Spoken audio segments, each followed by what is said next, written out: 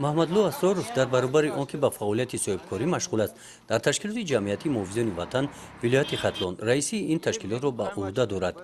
муҳофизони ватан соли 2014 ташкил ёфтааст. самти асосии фаъолияти ташкилот кӯмак расонидан ба нафарони якаву танҳо оилаҳои камизоат ва нафарони маъёб иборат мебошанд. дар соли 2016 аз тарафи ин ташкилот ба ин гурӯҳи одамон кӯмакҳо расонида шудаанд.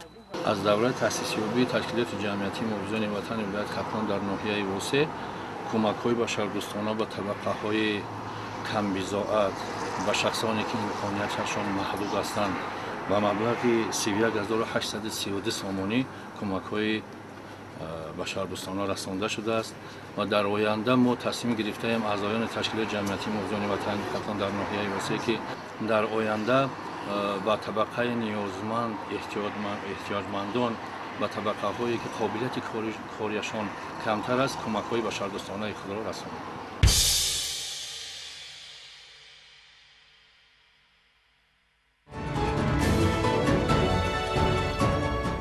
جهتی بهتر نمودن شرایط مادی و اجتماعی اویلاهای کمیزاعت، یتیمان و معیوبان و شخصان یکا و تنها در عرفه سال نو با اویلاهای نیازمند و معیوبان از طرف این تشکیلات کمک‌های خیریوی رسانیده شدند.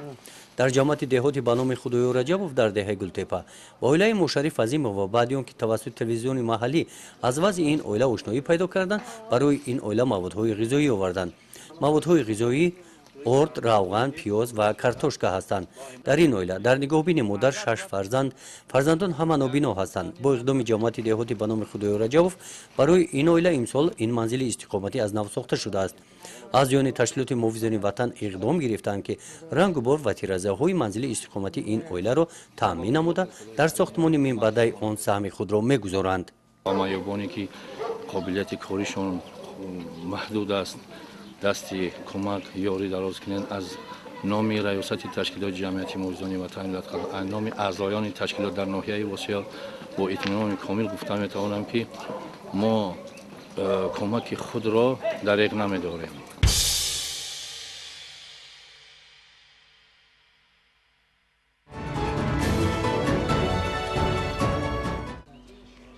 نابینایان برای چنین دستگیری با تشکیلات جمعیتی وطن اظهار منتداری بیان نمودند. همچون رئیس تشکیلات نابینای ناحیه واسع عثمان قادر آمدن که ما میخواهیم که مردان سخاوت پیشه اینا مثال مردان صاحبکارا کدام طبقه که نباشه همه طبقه همی پسترین همی جمعیت نابینایان همی نابینایان مثال این اگر امکانیتشون محدود باشه یا دستت باشه یا یگان چیز باشه مثال یک پرنده را نبینی یک درخت نبینی یک چیز را نبینی همی آدمای سخاوتمند من در کورای که یک دستگیری کنن کم طریقه کم دستگیری میکنن ما ان شاءالله با امر خدا دیگه هم نوبینو مردم همین ما میخوایم که همین همیشه سولیمو همین در جمعیت منفعت خودشون برسونن.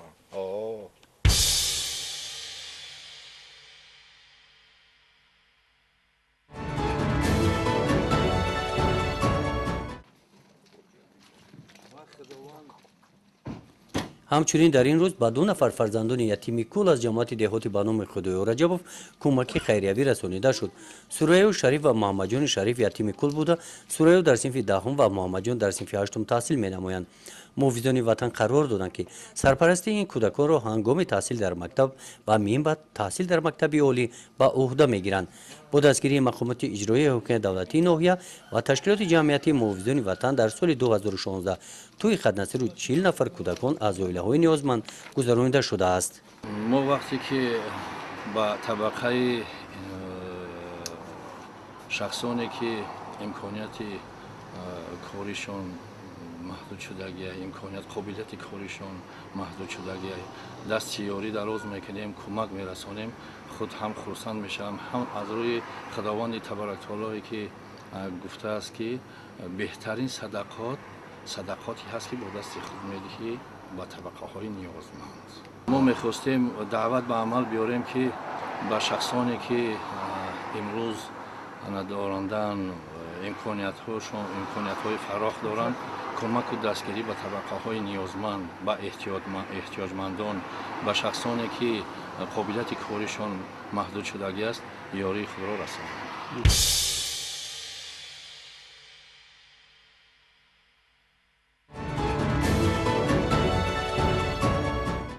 ҷиҳати беҳтар намудани шароити моддиву иҷтимоии оилаҳои ниёзманд меън бад нест. Ташкилоти ҷамъиятии муҳофизони ватан ба ниёзмандон кӯмак мерасонад. дар ин самт барои фаъолияти якҷоя дигар саховатмандонро ба ҳамкорӣ даъват менамояд.